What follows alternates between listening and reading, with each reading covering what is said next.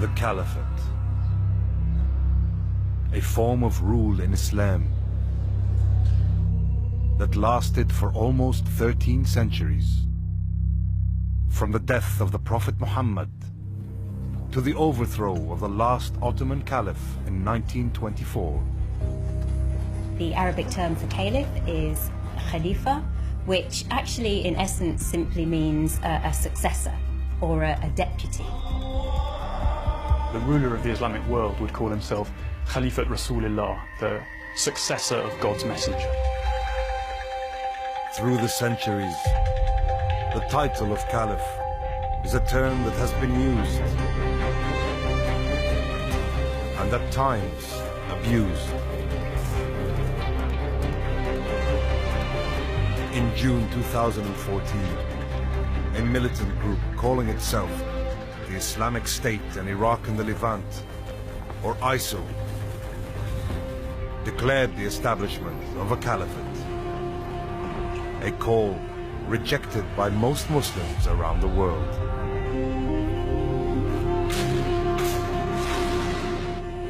ISIL took root and expanded in Iraq and Syria. Two countries plunged into violence by the political turmoil and foreign intervention of recent years. The turmoil revived sectarian differences that go back over 10 centuries between Sunni and Shia Muslims.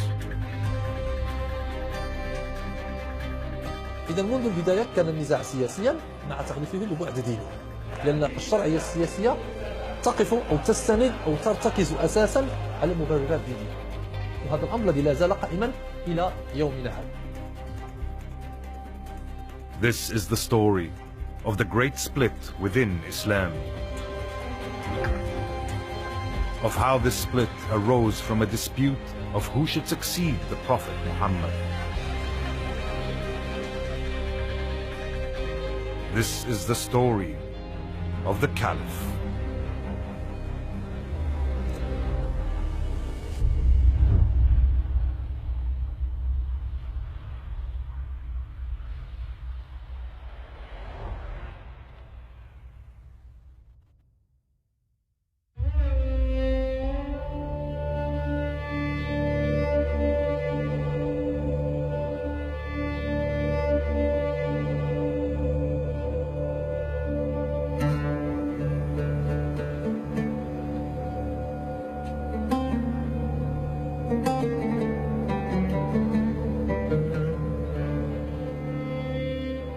The Bay'a Mosque, outside Mecca in Saudi Arabia.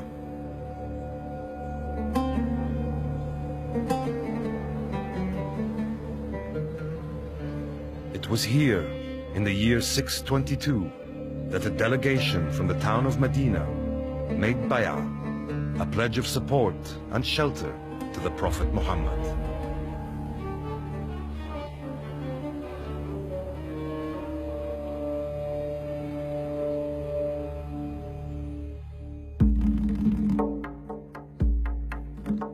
Shortly after, he left Mecca, emigrating to Medina with a group of followers. Over the next 10 years, Muhammad built the first Islamic state.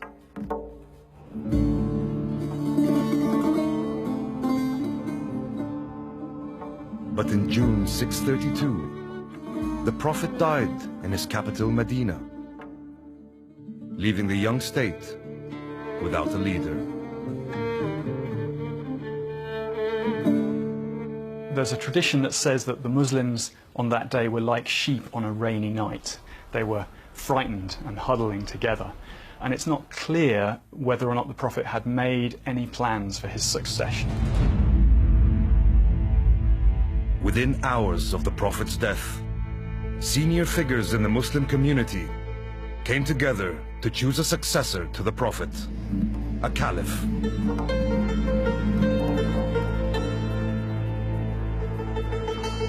The debate was long and intense. It was the emigrants from Mecca whose arguments prevailed.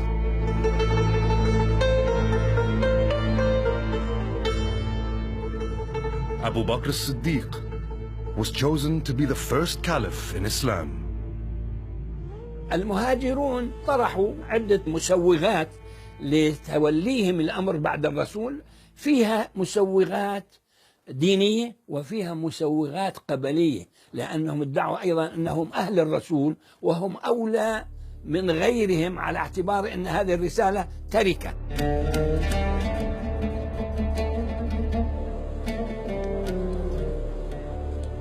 But though they were from his tribe, Quraysh, not all the immigrants were from the Prophet's close family, the Hashemites, the descendants of Muhammad's great-grandfather, Hashim. At that time in Arab society, the family was understood as a much larger unit. Collateral lines, uncles, brothers, cousins, and so on were all considered to be part of the clan. Senior among the Hashemites was Ali, Muhammad's cousin, husband of his one surviving daughter, Fatima, and father of the Prophet's only living grandsons, Al-Hassan and Al-Hussein. But when the decision to choose the caliph was taken, Ali was busy elsewhere. At the time of the Prophet's actual death, we know that it was Ali who was in charge of the burial arrangements. Ali, as a dutiful, respectful son-in-law, cousin, was caring for the Prophet's body.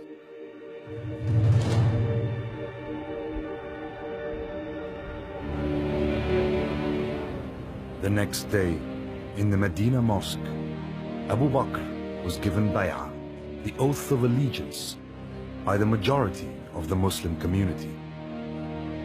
Ali, however, was not one of them. What happened that day would sow the seeds of a political divide that would gradually evolve into a deep religious schism. The division of Islam into Sunni and Shia.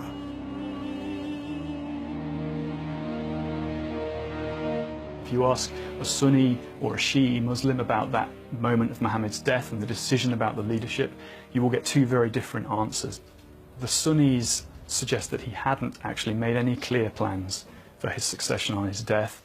The Shia would say that he had, and that he was to be succeeded by his first cousin and son-in-law, Ali. 3 months before his death, the Prophet Muhammad made a famous speech here in Ghadir Khum, an ancient resting place on the route from Mecca to Medina. A speech that has been interpreted ever since in two very different ways. O people, of whomsoever I've been master, Ali here is to be his master. O Allah, be a supporter of whoever supports him, and an enemy of whoever opposes him, and divert the truth to Ali. There's this moment where if you're Sunni, you believe the Prophet gave Ali the leadership of his family. If you're Shia, you believe he gave the leadership of the family, but also the whole community.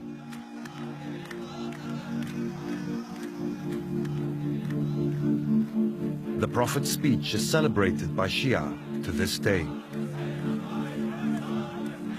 Each year, a feast is held on the anniversary to commemorate what Shia see as Muhammad appointing Ali to be his successor.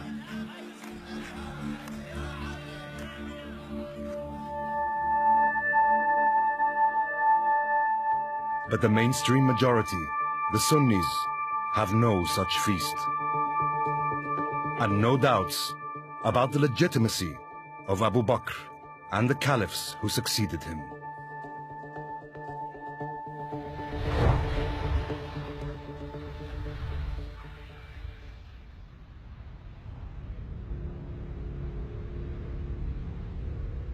Shortly after becoming caliph, Abu Bakr faced his first major challenge, a tribal revolt against the Islamic State. In this moment of peril, Ali chose unity over division and gave the oath of allegiance to the Caliph.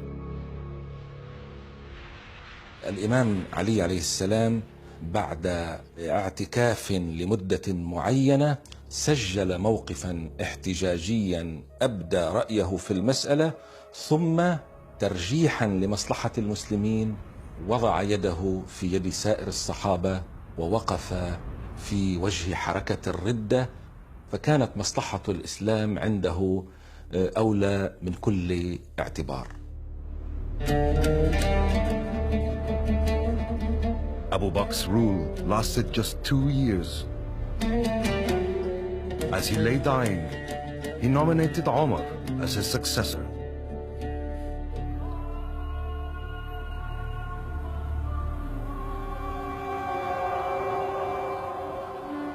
Ten years later, in 644, Omar, the second caliph, was assassinated, stabbed while leading dawn prayers in Medina.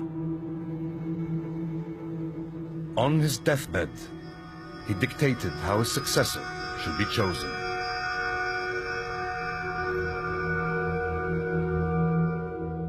Six of the closest companions of the Prophet, including Ali, would confer together and choose one amongst them. After 4 days of deliberation, Uthman was named the third caliph. Once again, Ali had not been chosen. He's passed over by Abu Bakr, then Omar, and then for him the harrowing moment when he's passed over in favor of Uthman. The new caliph came from a family of the Quraysh tribe called the Umayyads. Umayyah, the founder, had always coveted the leadership of Quraysh. Standing in his way was his uncle, Hashim, the patriarch of the Hashemites. This rivalry that would fester through the centuries had its roots in Mecca decades earlier, in the pagan years before the birth of Islam.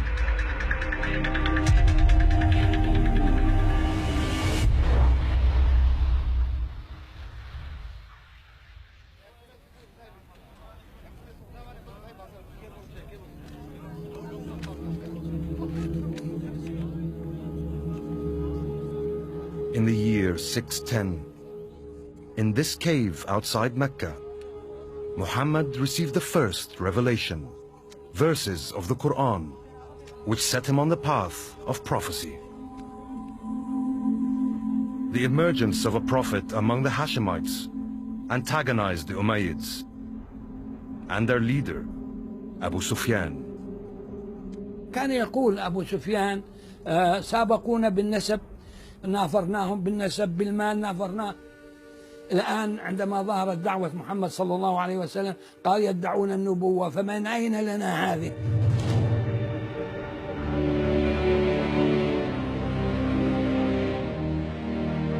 For 12 years, the Umayyads led a campaign of persecution against Muhammad and his followers in Mecca. Persecution which culminated in their emigration to Medina in 622.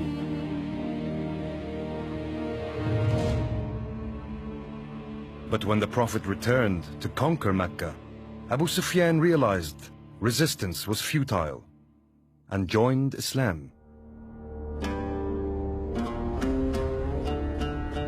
By 644, the rising Islamic State had expanded into a vast empire, and the Caliphate had come into the hands of an Umayyad, Uthman. Uthman was a genius, but he employed far too many of his young cousins.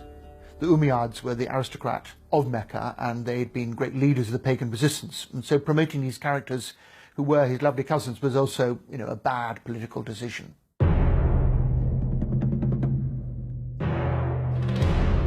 A rebellion erupted against Uthman's alleged nepotism. In 656, and after 12 years as caliph, he was killed in his house in Medina. بعد أن حصل ما حصل مع الأسف الشديد ووجد الإمام أن الناس تهافتت إليه، حاول الاعتذار في أكثر من مرة كما تنقل لنا النصوص التاريخية، حاول الاعتذار، ولكن بعد ذلك وجد أن المصلحة الإسلامية تحتم عليه أن يستجيب، فاستجاب وبايعه المهاجرون والأنصار.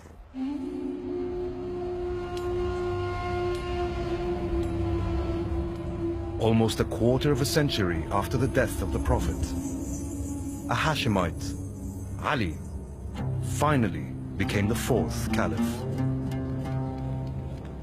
هو باشر في خلع الولاة وعزل الولاة الذين عينوا من قبل عثمان بن عفان، لذلك بعضهم أطاع وقبل العزل وبعضهم رفض، مثل معاوية بن أبي سفيان والي الشام. Many of Uthman's relatives were hostile to Ali's leadership, and Muawiyah demanded that Ali hand over the killers. The dispute quickly escalated, and to strengthen his position, Ali moved the capital from Medina to his own power base in Kufa, Iraq.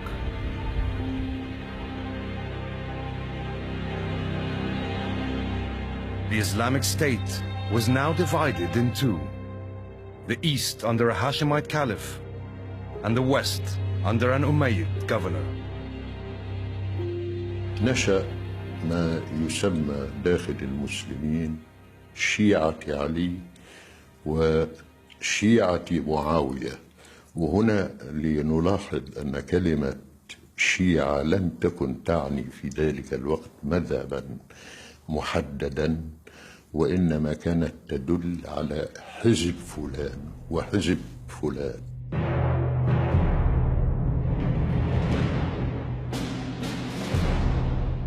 In 657, Ali marched his army into Syria to crush Muawiyah's mutiny. After days of bloody skirmishes, and on the last day of the battle, the army of Muawiyah was on the verge of defeat. الإمام علي عندما وصل إلى خيمة معاوية، ومعاوية وضع فرية وخدعة ووضع الرماح على القرائين، أي يفصل بين القرآن، لذلك الإمام علي أوقف القتال. الخوارج كانوا من جيش الإمام علي، فهم جاءوا إلى المعلم وقالوا له: وصلنا إلى خيمته، كان باستطاعتنا أن نقضي عليه. قال: والله أعرف، وأعرف أنه خادع، ولكنه حكمني بكتاب الله. ولذلك الخوارج اعتبروا أنه الإمام علي لا يصلح للقيادة، لأنه خضع لمنطق لا يتفق مع منطق القتال، لأن قالوا: لماذا إذن نقاتلهم؟ These dissidents from Ali's army, the Khawarij, fixed on a ruthless way to bring an end to the struggle.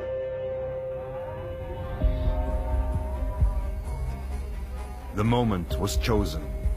Fajr, dawn prayers of the 27th of January 661, the 17th day of the holy month of Ramadan. 3 assassins made their way to 3 different places: Kufa for Ali, Damascus for Muawiyah, and Fustat in Egypt for Amr, Muawiyah's ally. عمرو بن العاص صادف أنه لم يخرج ذلك اليوم، معاوية بن سفيان صادف أنه لم يخرج ذلك اليوم، وبالتالي استشهد الإمام علي ونجا معاوية وعمرو بن العاص.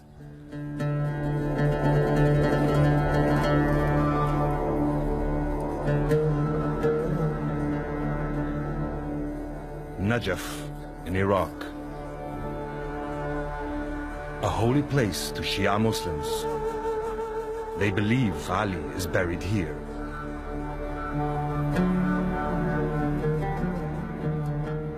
For them, he is more than a caliph. He is an imam, imbued with religious authority that could be passed on only through his bloodline.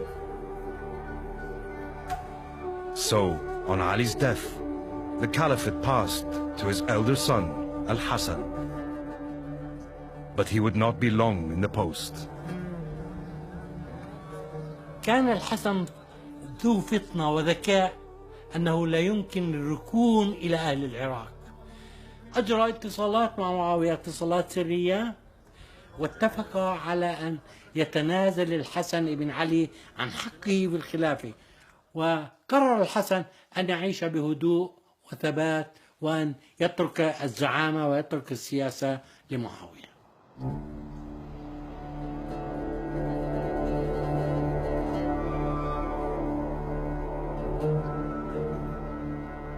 Damascus, 13 centuries ago, the Umayyad capital.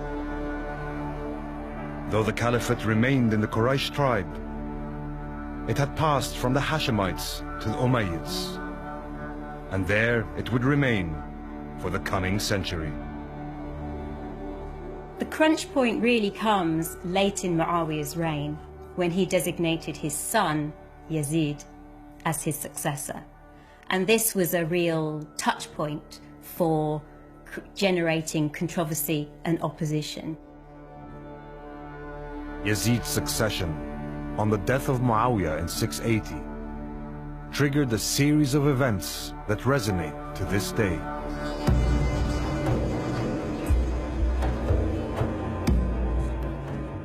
In a defiant show of opposition, Al-Hussein, younger son of Ali, refused to pledge allegiance to Yazid and set off towards Mecca on pilgrimage.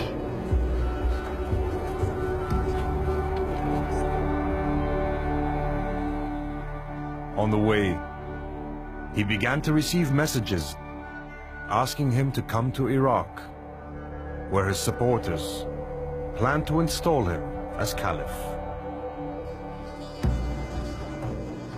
He gathered together his family and decided to move to Kufa, his father's former capital. Unfortunately for Hussein, his plan got to the Umayyad governor of Iraq, and he was able to block his route to the city of Kufa. And so Hussein was trapped without substantial military support at a place called Karbala.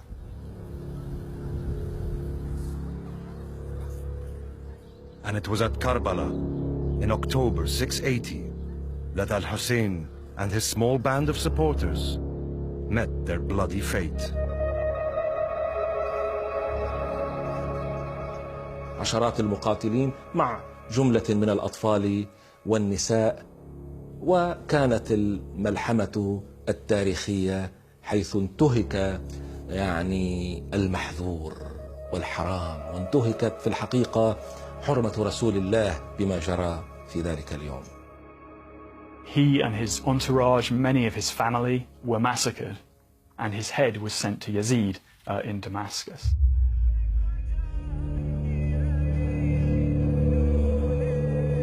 Each year, on the anniversary of the Battle of Karbala, Shia around the world mark the event in public displays of penitence, extending sometimes even to ritual self-punishment, to atone for their forebears' failure to support Al-Hussein. It's really seen as the great tragedy of Islam from the Shi'i perspective. This is the great disaster, is that the Prophet's family didn't get to take the caliphate and to lead the Muslims.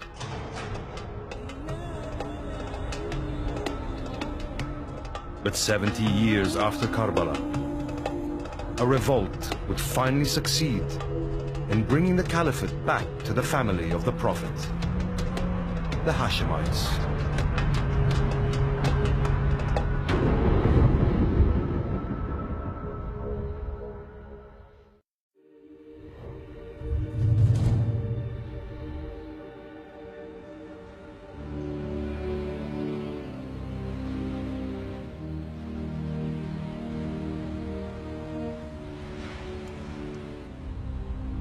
Al-Humayma, southern Jordan.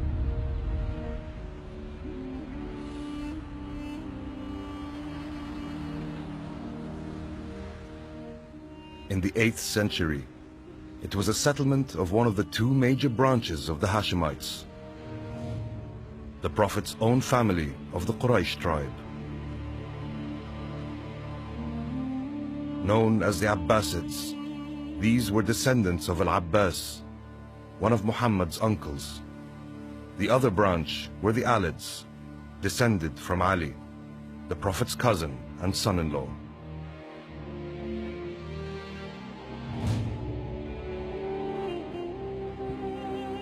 In 716, Abdullah, one of the Alids, arrived in Al-Humayma with a strange story. أحد أحفاد علي بن أبي طالب مر على الخليفة الأموي سليمان بن عبد الملك فقدم له الهدايا، وفي عودته إلى المدينة المنورة شعر بألم ومرض، فقال له من معه: سممك سليمان. Abdullah died in Al-Humayma. But in his final hours, he confessed to his Abbasid cousin Muhammad that he was the head of a plot to topple the Umayyads. أعطاه أسماء الدعاء والتنظيم الحزبي الذي يعمل له، وهكذا انتقلت قيادة التنظيم من الهاشميين الذين ينتسبون لعلي بن أبي طالب إلى العباسيين. هم لم يعلنوا بأننا نريد الخلافة لنا، وإنما للرضا من آل محمد. كان شعارهم في البداية للرضا من آل محمد. Over the next 30 years, this message persuaded many Alid Shias to join the Abbasid cause. In 746, this secret movement turned into full-blown revolution in the eastern part of the Islamic Empire, in what is today the Shia state of Iran. It's very, very hard to say whether the Abbasids used the Alids. They certainly wanted to accrue as wide a support base as they possibly could. And they certainly wanted those who supported an Alid caliph to join their movement. Within 3 years, the Abbasids had captured Kufa, the caliphal capital of Ali.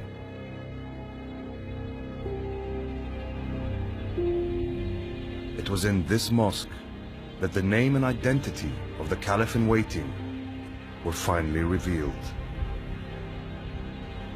They proclaimed a man as caliph called Abu al-Abbas as-Safah, and he was a descendant of one of the Prophet Muhammad's uncles, and he based his claim to the caliphate on that kinship with the Prophet Muhammad. In 750, the Abbasids entered Damascus, capital of the mighty Umayyad state, the largest empire yet known. But in the years to come, they would struggle to maintain the unity of the vast state they now controlled.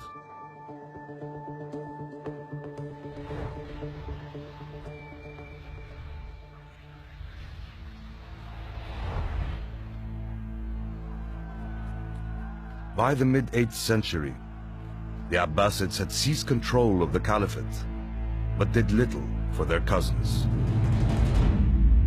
A sense of betrayal took hold and fermented among the Alids. In a bold and dangerous move, they declared a rival caliphate in Medina. An Abbasid army was rushed to the city.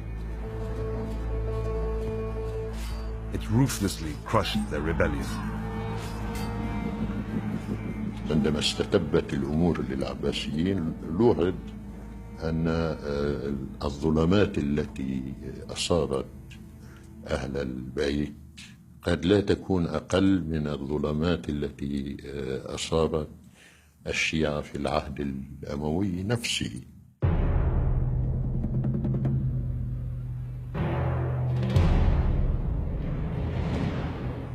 The Sunni Abbasids consolidated their dominance of the center of the state from their newly built capital, Baghdad.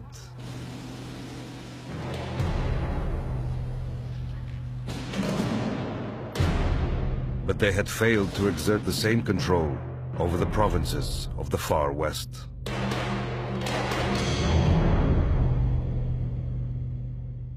In 756, an Umayyad fugitive prince called Abd al-Rahman reached Andalusia.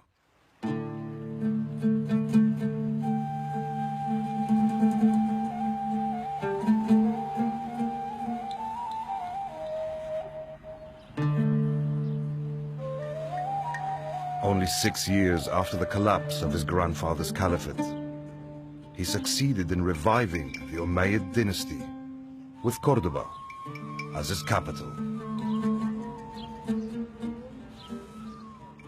عندما خرج الأمويون أو عاد الأمويون أو استنجد الأمويون بالأندلس بعد سقوط خلافتهم في دمشق، كان طبيعي جدا أن يعودوا إلى الأصل، أي أن ما وقع هو اغتصاب للخلافة، وأن العباسيين هم مغتصبو الخلافة، ونحن سنصحح هذا الوضع هذه المرة انطلاقا من أقصى نقطة في العالم الإسلامي، في الغرب الإسلامي وبالضبط في الأندلس.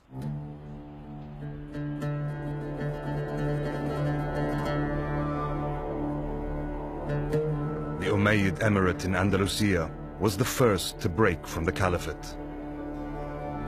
But it would not be the last.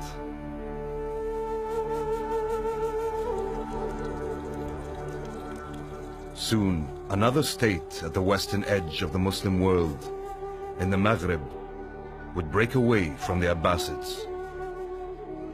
And this time, it would be their own cousins, the Alids. بدأت تتكون قناعة لدى الأسرة العلوية أنه لا يمكن إقامة مشروع مستقل عن هيمنة المشرق إلا بعيدا عن المركز، بعيدا عن العاصمة، وبالضبط في الأطراف حيث لا تستطيع الخلافة أو لا يستطيع الخليفة أن يصل وأن تطالها يده لإجهاض هذا المشروع.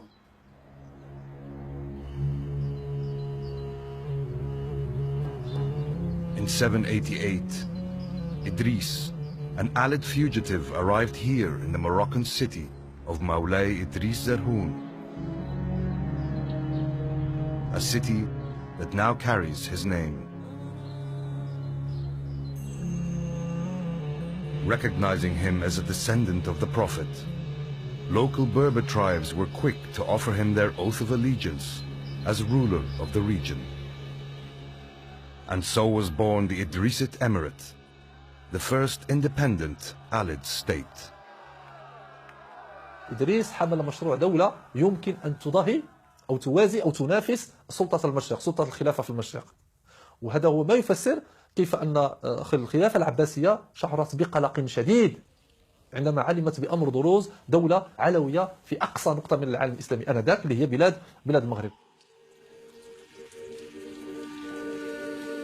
But with the new and expanding state, just 3 years old, Idris died.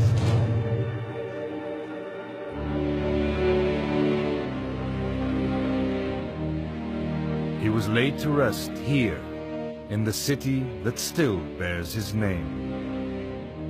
Idris had allegedly been poisoned on the orders of Harun al-Rashid, the most famous of the Abbasid caliphs.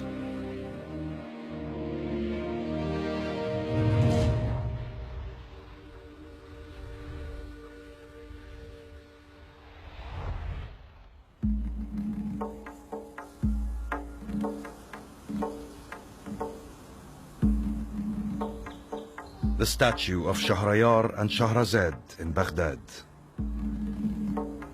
The two main characters of 1001 Nights.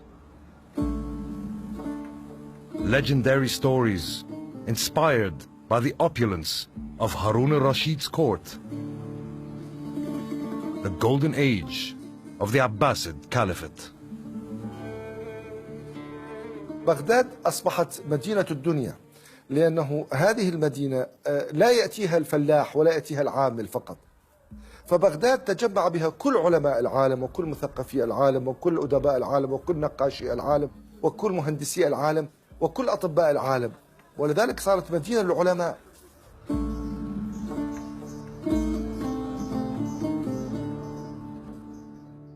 Under al-Rashid, scholars began the great task of transcribing and translating the cultural and scientific works of former civilizations.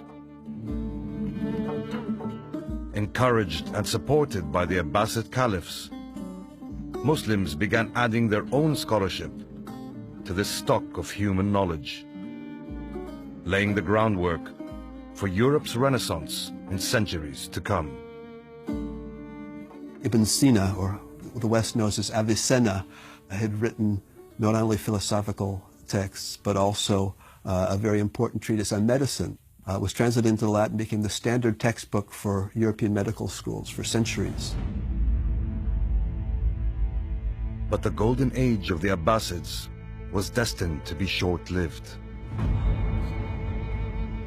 In 836, the 8th Abbasid Caliph, Al-Mu'tasim, moved his capital here, to Samarra in Iraq.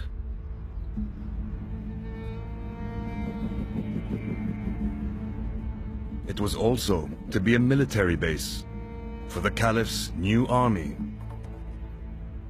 an army of Turkic mercenaries, toughened by life on the steppes of Central Asia. An army that would soon erode the power of the Caliphs. بدأ العنصر العربي يبتعد شيئا فشيئا عن مصائر الأمور في الدولة العباسية، حيث أكثر المعتصم من الأتراك وأصبح هم أصحاب النفوذ الحقيقي. In 847, here in Samarra, Turkic army commanders installed Al-Mutawakkil as the 10th Abbasid Caliph.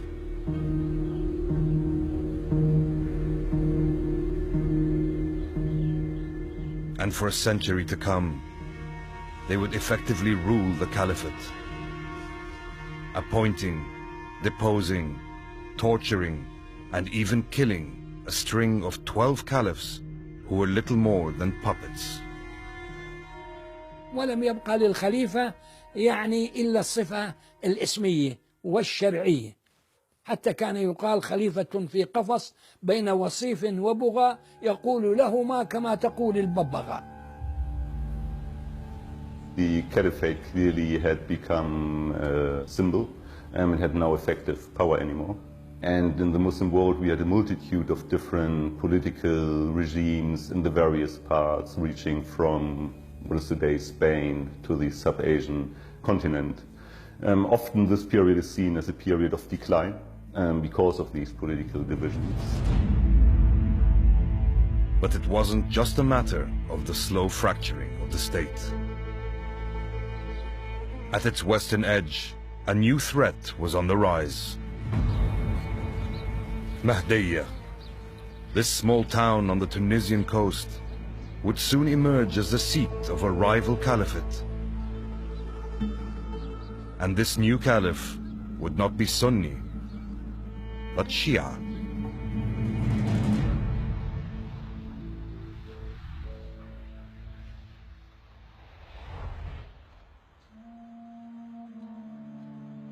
Iran, heartland of Shia Islam in the modern world. Today, Shia make up around 15% of the global Muslim population of more than 1.5 billion. In their belief, it is the title of Imam and not Caliph that confers the right to rule.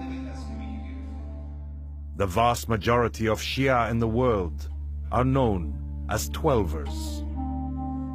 They follow a hereditary line of 12 Imams descended from Ali, the Prophet's cousin, and his wife, Fatima, the Prophet's daughter. A line ending with the last Imam, Al-Mahdi. The Twelver Shia belief holds that Al-Mahdi disappeared in Samarra in 874. He will re-emerge at the end of the world as the ultimate savior of mankind. يعني لو سألتني عن الخلافة أو الإمامة كما يؤمن بها الشيعة وهل هي وراثية أم ليست وراثية، لقلت لك نعم هي وراثية. سلالة الرسول من ابنته فاطمة هم الأئمة من بعده. وبالتالي فإن هذه الخلافة تعتبر وصية دينية وليست وراثية. But this holy commandment was no protection against a deep divide in Shia belief. Al-Kazimiyya Mosque, Baghdad. The shrine of the man who marks the division of Shi'ism into two strands. It is the tomb of the seventh of the 12 Imams, Musa al-Kazim, who died here in the year 799.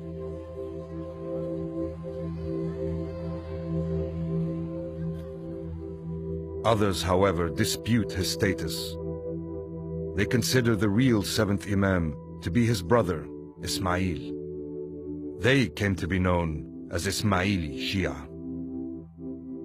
The 12 Shiites were traditionally not interested or did not strive to take political power because they believed that they were waiting for the return of the Mahdi, so that at that point the righteous regime would be installed and anything in between would basically be a heresy to rule in these lands.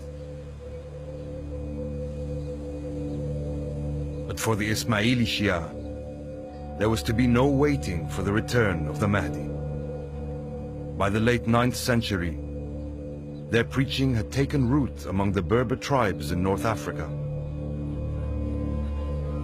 A new movement was on the rise, with its roots firmly in the Shia tradition. لم يقع الإعلان من أول على أنها هي حركة تريد إقامة خلافة، لا، كان أهم شعار هو العدل بين كل المسلمين، النصر للمستضعفين.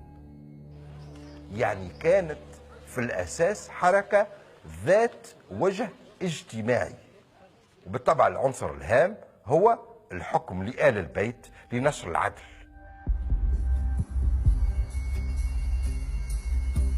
In the year 909, in Kairouan, Tunisia, Ubaydullah, a man claimed to be a descendant of Ismail, was declared the caliph of the first ever Shia caliphate. It would be known as the Fatimid, after Fatima, daughter of the Prophet Muhammad, an ancestor of all the Imams. The concept of the Ismaili Caliphate is completely different from the Abbasid Caliphate because of the claim to divine inspiration and divine guidance which the Fatimids put forward. They certainly developed an institution which was theoretically completely different from the Abbasid. The Fatimids now began to expand their state westwards into the Maghreb. But this would lead to a clash with another major Muslim power. And soon, the Islamic world would find itself in a surreal position.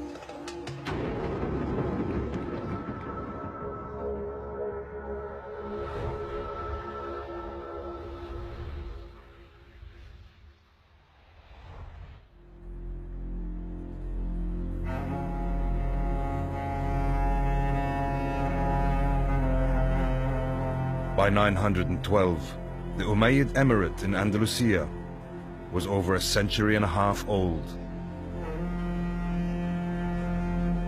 Ruled from Cordoba by the 8th Emir, Abdurrahman III. After crushing all rebellions and uniting Andalusia, he looked towards expanding southwards across the Mediterranean.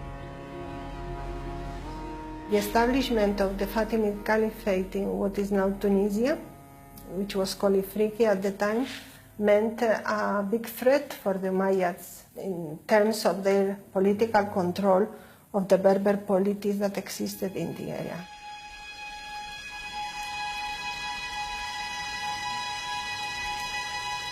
To strengthen his position, in 929, Abd al-Rahman declared the Andalusian Emirate an independent Umayyad Caliphate.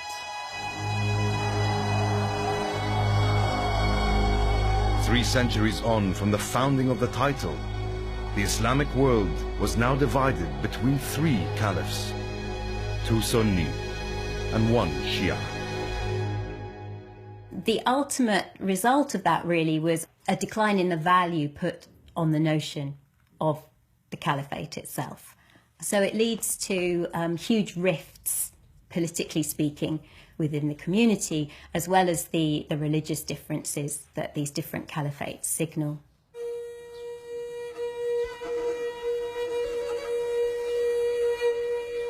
In Baghdad, the suffering of the Abbasid caliphs continued under Turkic military domination.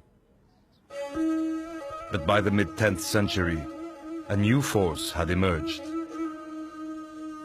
The Buyids, a Persian dynasty, put an end to Turkic control of the caliphate.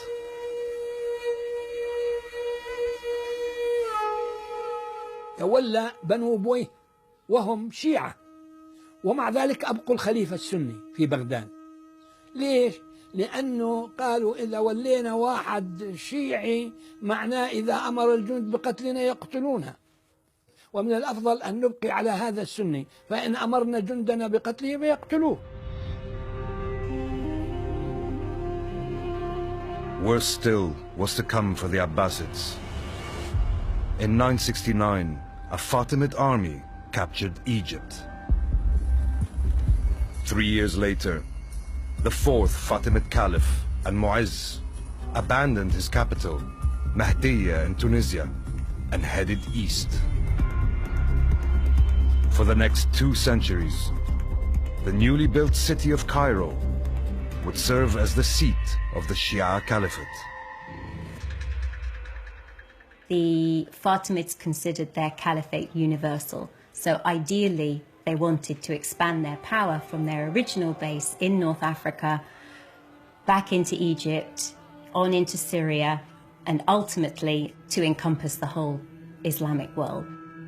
They weren't able to achieve that, and what instead happened in the 10th century was the Islamic world became divided between a number of different caliphates.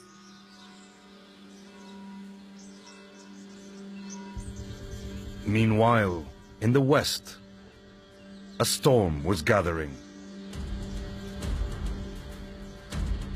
Christians, uniting under the banner of the cross, were looking eastward to conquer the Holy Lands.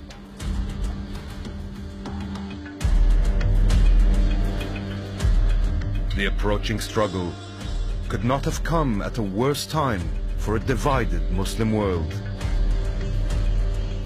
and for the caliphs who were at their weakest point as they turned to face the Crusades.